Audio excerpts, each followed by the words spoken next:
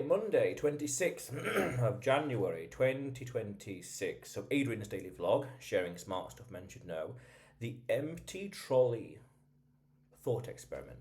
Now, everyone tends to know about the trolley experiment where there's a train or a trolley on a track and there's two different rows of people and, one person dies or loads of people die.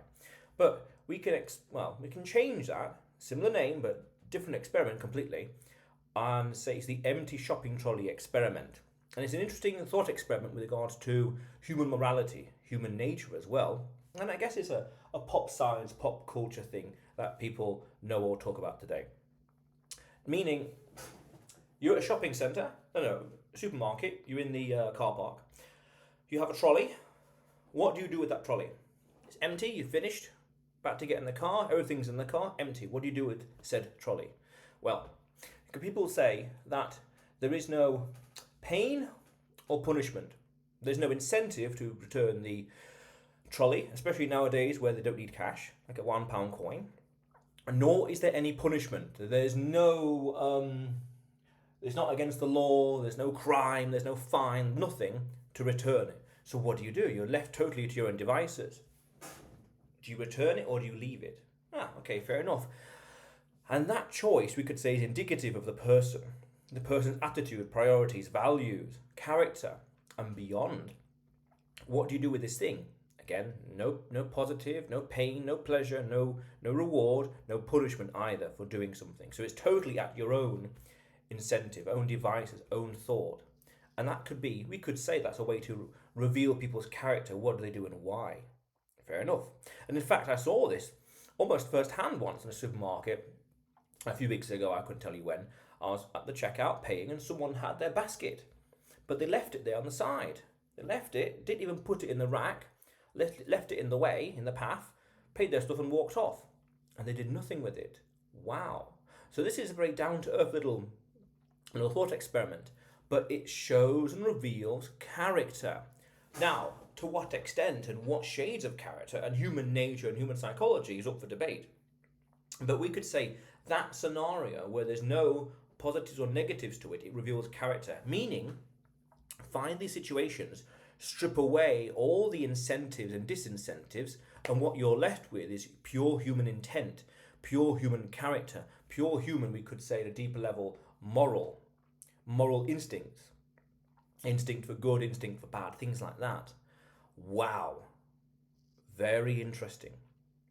And I'm sure in the future there'll be other little similar experiments that would be built on this to determine, when left to their own devices, this person is more likely and more akin, more inclined to this kind of behavior, narcissistic behavior, or Machiavellian behavior, or even psychopathic behavior, things like that. Ooh, interesting.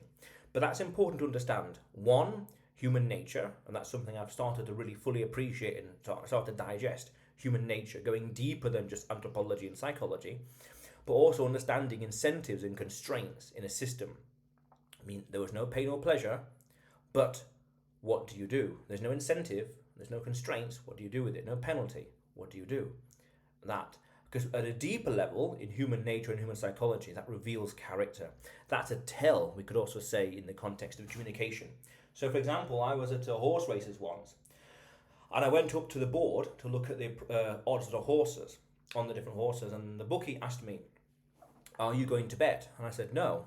And they said, rather cheerfully or positively, in a way, or neutrally, something like neutral positive. "Oh, you're saving your money then." And that was a tell. That revealed their hand, that revealed their motivation, their incentive, their constraints, their game theory. Meaning, they know the odds are in their favour, they're going to win, the chances are.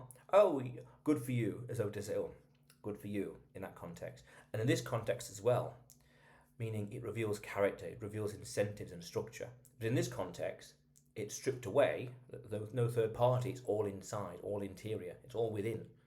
That's powerful. And now we can dig real deep into why that was the case. With that trolley, you did this or did that or didn't do or could have, or excuses here, different scenarios. You could delve deeper and deeper into that said psychology in that situation, even the game theory. And then in the future, physicians or psychologists that yet to be even born, or philosophers yet to be even been born, they will analyze these other thought experiments in the future and have a deeper understanding of human nature and psychology and anthropology and beyond. That's powerful.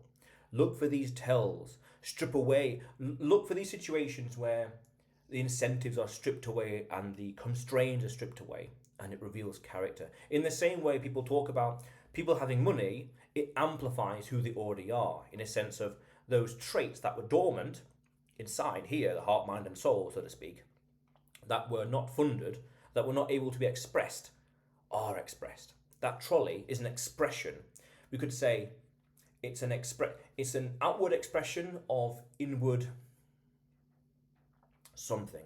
Peace, calm, chaos, desire, you name it. Open a dictionary and point to any abstract noun. Hatred, sense of justice, or justice, things like that, or duty. Oh, interesting. The list is basically endless. But that's fascinating. An interesting thought experiment, and the different outcomes and scenarios can be analysed to the nth degree. It's beautiful when it comes to psychology and understanding people. Fascinating. But otherwise, Adrian's daily vlog, sharing the smarter stuff men should know. Subscribe for more, and you will see me tomorrow.